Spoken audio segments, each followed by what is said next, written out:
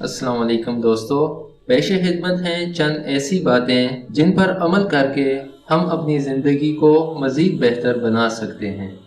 جو شخص بہانہ بنانے میں بہت اچھا ہو وہ کسی اور کام میں اچھا نہیں ہو سکتا۔ بیوقوف آدمی کا اصل المیہ یہ ہے کہ اس کی کوئی حماقت آخری نہیں ہوتی۔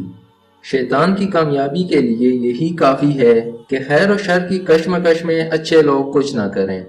پیسہ بدترین آقا ہے مگر بہترین غلام ہے۔ میں کبھی چپ رہ کر نہیں پچھتایا، جب بھی پچھتایا بول کر پچھتایا۔ جنت کا حقیقی مستحق وہ ہے جو قربانی کے درجے میں اس کا طلبگار بنے۔ آج کا مسلمان تو خواہش کے درجے میں بھی اس کا طلبگار نہیں۔ بہترین انسان وہ ہے جو مسائل حل کرتا ہے اور بدترین وہ ہے جو مسائل پیدا کرتا ہے۔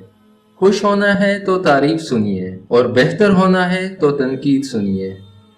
اس نے کیا پایا جس نے خدا کو کھو دیا، اس نے کیا کھویا جس نے خدا کو پا لیا۔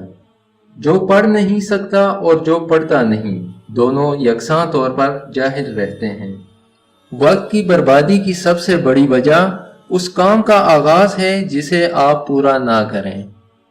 آج خدا کے نام پر ہر چیز کی طرف بلایا جا رہا ہے سوائے اس چیز کے جس کی طرف خود رب نے بلایا ہے۔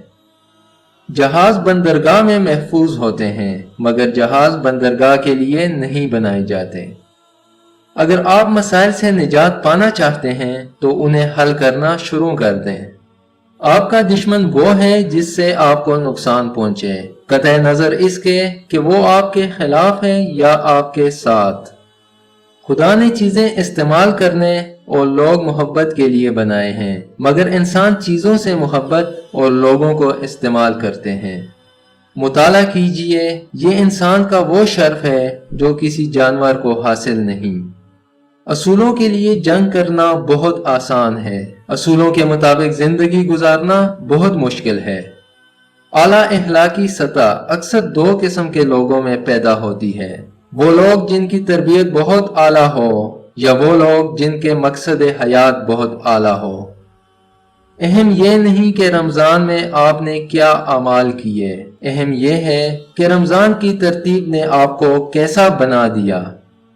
معلومات نہیں حکمت ڈھونڈیے، معلومات ماضی کا علم ہے اور حکمت مستقبل کا۔